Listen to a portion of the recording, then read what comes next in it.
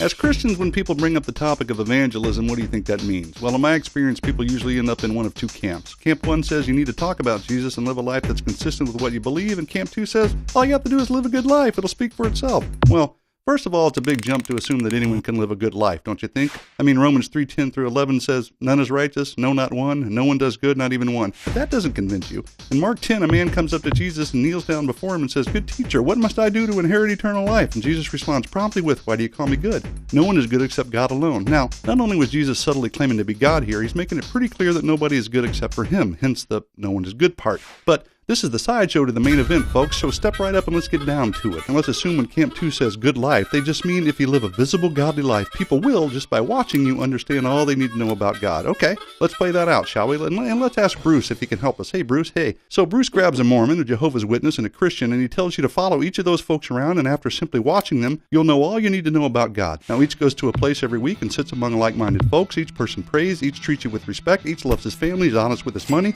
and is basically a nice person. So, which God do you pick based on just watching them? Who's right? How do you know? What do you compare unless they tell you why they do what they do? Talking, it seems, becomes critical. No doubt nature reveals much about the invisible attributes of God, but how do you know exactly what he requires of you? I mean, who he really is and what his ultimate plan is without some kind of specific revelation from him? I mean, how would you know if your mother wanted you to paint the left wall of the garage red if it wasn't specifically communicated to you in some way, usually by writing a note or speaking to you? So, what did God deem the best way to communicate the specifics of his will? Did he summon porpoises to do a modern dance? Did he draw word pictures in the clouds? No. To communicate precisely the things he wanted you to know, he intervened throughout history and spoke through men, ultimately moving some of them to write the Bible. That is, he spoke and he wrote a note. How would we know if God created the heavens and the earth in 6 days, that Adam and Eve were created in a perfect world, but their rebellion brought sin and death into the world, that it's the grace of God through faith in Jesus alone that saves us? How would you know that Jesus died on the cross and resurrected from the grave? How would you know any detail about God and his word and his plan if nobody told us? Well, we wouldn't. We couldn't. And that's why you got to tell people things. You just can't hope people will catch on by watching you live a so-called good life. It's just not enough. Ultimately, you got to tell them why you live that way. But don't just take my word for it, my inquiring Berean band of misfits. Read along in Romans 10. And how can they know who to trust if they haven't heard of the one who can be trusted? And how can they hear if nobody tells them?